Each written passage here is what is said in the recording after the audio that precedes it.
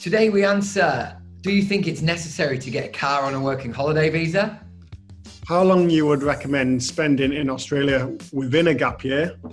And we're answering some big questions for nervous solo travelers.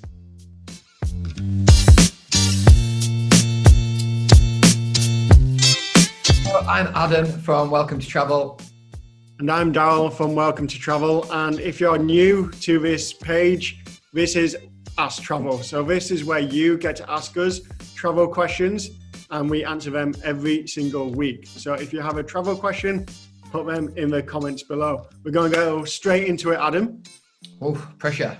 We've got a question from Licia, LICIAX7. Do you think it's necessary to get a car on a working holiday visa? Oh, good question, Licia. Thank you for your question. It's totally dependent on your situation when you get here, I would say. I know there's a lot of things to think about and plan before you get here. And it's nice to kind of feel extremely organized right across the board, get everything organized, but kind of getting a car wouldn't be something you need to organize before you get here. And whether you need one on a working holiday visa is just going to depend on what you end up doing. If you get here and you land in Melbourne and you're working in Melbourne for 6 months, you're not going to need a car probably. We've got like the biggest tram network in the world. There's an amazing train system, buses. Same as if you're in Sydney or any kind of major city, there's big transport networks. It probably costs a lot to park and you're just not going to need it. However, if you go to do your farm work and there's maybe 3 of you and they've said, oh, you need a car, and you've decided, look, we're really good friends, shall 3 of us chip in on a car, then that might be something you want to talk about. But again, working hostels often have cars you can rent from them. So you're not like at risk, but you've got the transport to get to work. And then I suppose the other situation would be depending on your travel style. If you've decided you want to do a road trip in a car or a van or something like that, if you want to buy a vehicle for that duration, so it covers you traveling and your farm work, then yeah, it could be an option then. But so basically, yeah, I can't give you a definitive answer because every person's different, and it's going to depend on your situation when you get here. But I wouldn't worry about it too much. And once you are here, that's definitely something we're able to help with as well and give some advice on. So yeah, sweet. So I've got a question for you, Daryl. This comes from Rosie Sweetman. Rosie Sweetman X is the handle. I'm guessing that's just an X. It's not Sweetmanx. So Daryl, question for you. How long would you recommend to spend in Australia within a gap year? So I'm guessing that means kind of not on a working holiday, kind of as a destination as part of a few others on a gap year, I think. So it depends on your goals because Australia has so much to offer. When people like join us on tour on their gap year, it's generally them flying into Melbourne and going all the way up to Cairns and then generally flying out to like another destination if they've just got like travel in mind.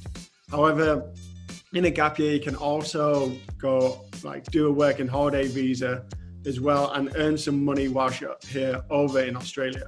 So if you're just going to go traveling, you can get a free visa called an e-visitor visa, and that's for a maximum of 3 months. You may not need all that time, but that will just help you like see all the destinations that you need to see like on the East Coast and maybe a little bit of the outback. However, if you're wanting to come over to Australia and earn a little bit of money and see a few more different destinations, then I would say around 8 months as well. So you get to travel, you get to then work and save up some money and also get a 2nd year visa, hopefully. Because if you're doing a gap year, you may be like a little bit younger. You might want that 2nd year for future, maybe after you finish university. And then if you've earned money within Australia, you can then take that money and go to other destinations as well, which are close by. Maybe New Zealand, Fiji, Bali, Thailand. They're all like within distance of Australia and you're going to be on this side of the world. So I would say minimum 2 months, but maybe maximum 8 months within a gap year.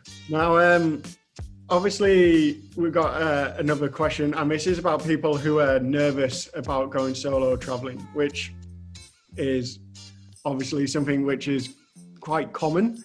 This now, is two questions, isn't it? Kind of, we've rolled it on. So the question is how not to be nervous about solo travel and nervous about finding work, by Peter Doolan. And would this be a good idea for a solo introvert looking to get social from Van Plus Cat? Cool. So yeah, there's two questions there, and we just thought we'd answer them both because they're kind of quite similar. Firstly, it is totally natural to be nervous. It is a good thing. It's a positive. It means you're excited. So yeah, don't worry about that, Peter. You're one of thousands of people doing this. So while kind of you seem alone at the start, back home you're planning by yourself and you're getting on a plane by yourself. When you get here, you're one of thousands of other solo travelers doing this. So yeah, it's totally fine to be nervous. The reason why we set up Welcome to Travel was to create this community where you've got other solo travelers who are obviously nervous. When Adam and I first went traveling a few too many years ago now, in 2010, I remember just I was so excited, but I was so nervous because I didn't know what was on the other side.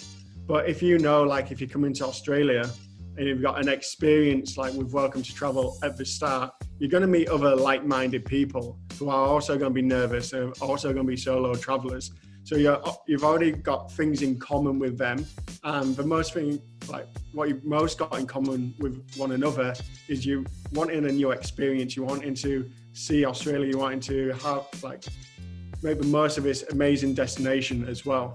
So I completely understand why people are nervous, but we're here as well to make you not nervous as well. Well, that's why we call it Welcome to Travel, isn't it? We're welcoming people to travel, and a lot of the things people are worried about, we kind of try and help with and make them things you just don't need to worry about. So that admin side of setting up your tax file number, your bank account, your phone, people are a bit nervous about that, especially maybe if English isn't your first language. So yeah, we kind of organize that. And then another thing people are worried about is meeting people, and we kind of provide that group atmosphere, and our groups come together so quickly. And then the other thing would be after, what do we do after the trip? Do we work? Do we travel? Which order do we do it in? How do we do it? How can I do it? And we give advice on all of that through our one-on-ones, but also a lifetime membership as well, where we consistently give that help every single week to people. We're only a phone call away or a drop into the office away. So yeah, we kind of help with all of that. So it's definitely okay to be nervous. But after a week, you'll forget you were kind of ever nervous, I would say. It would be weird if you weren't nervous. Yeah, very strange. I was especially nervous because I had myself to worry about and I had to look after Daryl.